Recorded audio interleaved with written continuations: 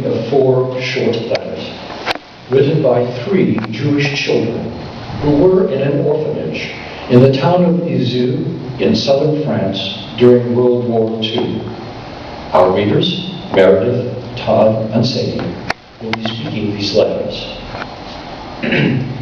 These Jewish children had been separated from their parents as a means of trying to ensure their survival, as Jews of all ages were being hunted down and rounded up across France.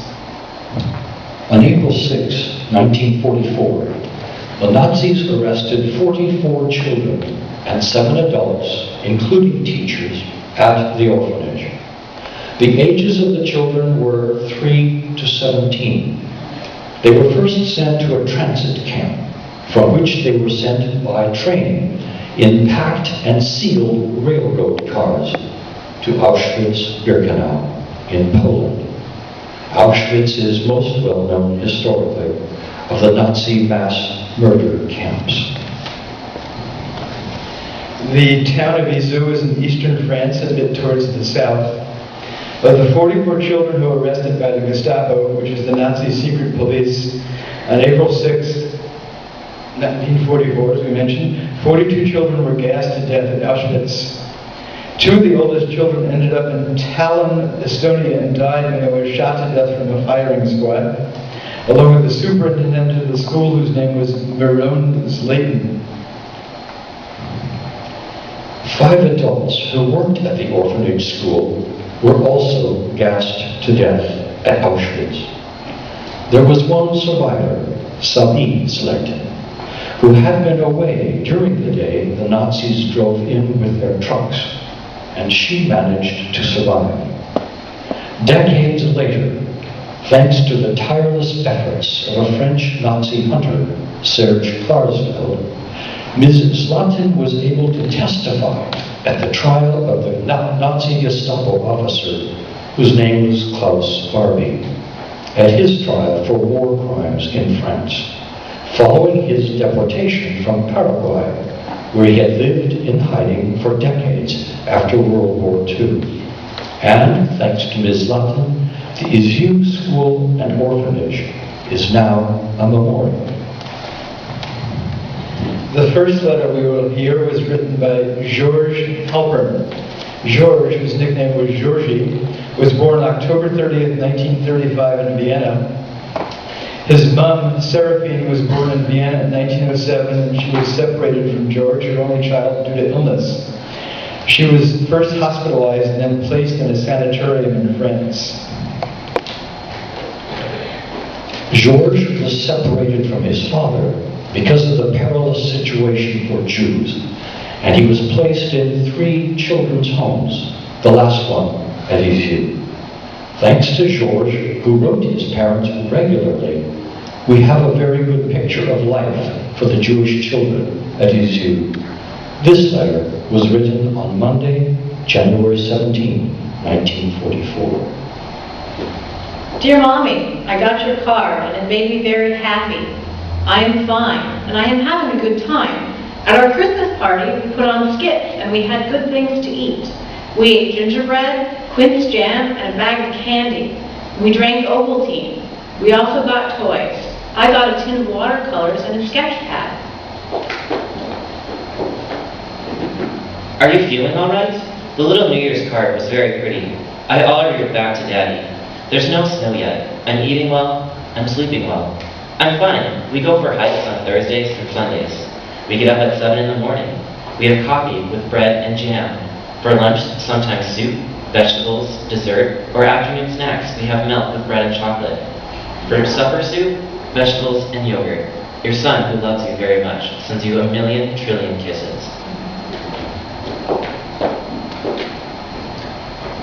There are high mountains and the village is very pretty. There are lots of farms. Sometimes we go for a walk through Vernon. The house is very nice. We pick mulberries and red berries. I love you with all my heart, Georgie.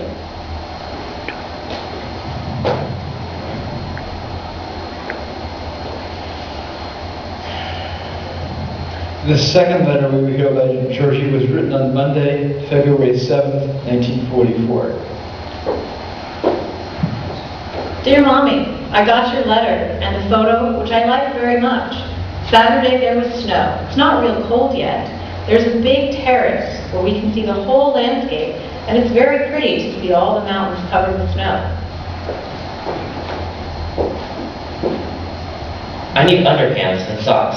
The director said you'd send me 100 francs because she has a coupon to buy shoes. Are you feeling well? I'm fine. I'm eating well and I'm having fun, and I'm feeling well. Your son, who loves you very much, sends you 1 million kisses, Georgie.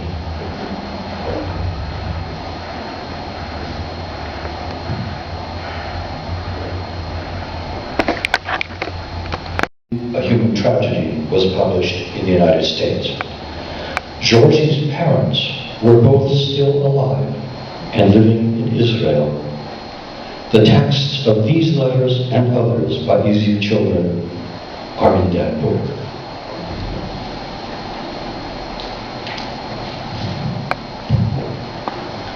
The next letter we will hear was written by Joseph Goldberg. Joseph was born on March 1st, 1932 in Paris.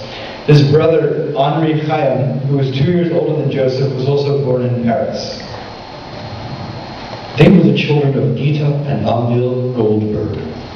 While at IZIEU, the boys sometimes worked on the nearby farm of a Mr. Pertikos.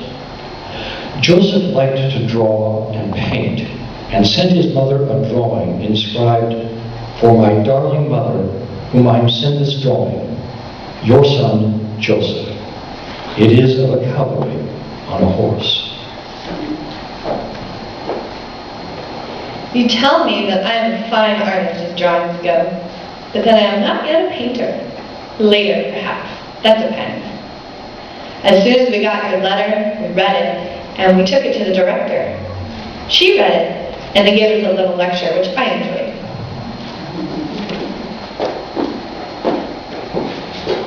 She told us that we had to study hard, because if we didn't, when you saw us after the war, we'd be dunces. So I'm going to study hard in order to please you, in order to please the director and the teacher, and in order to please myself too. That way, after the war, you'll see that we're both intelligent and you won't look at us like dummies.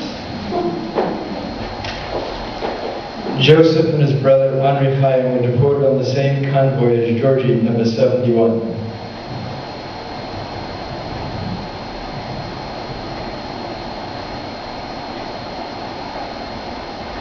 The final letter we will hear was written by Liliane Gerenstein. She was born on January 13, 1933. Her older brother Maurice was born in 1931. Their parents, Hafsa and Hendla, were born in 1901 and 1903 in Odessa, Russia.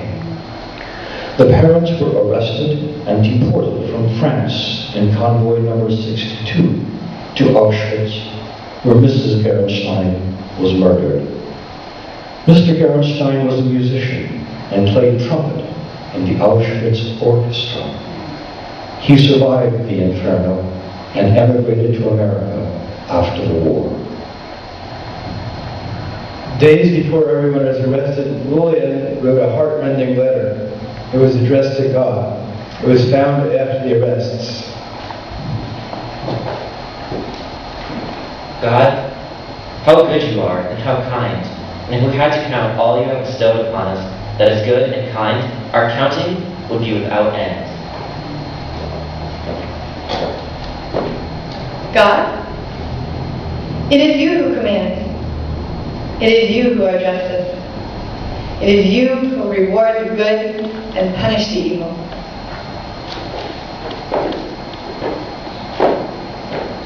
God, I can therefore say that I will never forsake you. I will always be mindful of you, even to the last moment of my life. You can be absolutely certain of that. For me, you are something beyond words. So good you are, you may believe me.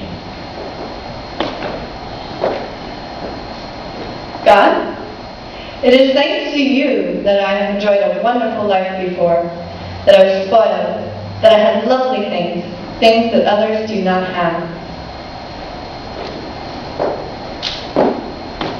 God, As a result, I ask just one thing of you. Bring back my parents, my poor parents. Protect them, even more than myself, so that I may see them as soon as possible. Have them come back one more time. Oh, I can say that I have such a good mother and such a good father. I have such faith in you that I thank you in advance.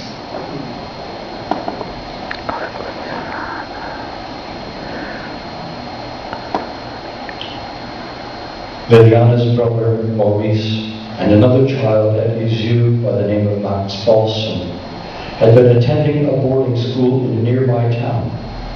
But as it had been recessed for Easter, they were brought back to Izeu by one of the Izeu teachers. They were all arrested that same day.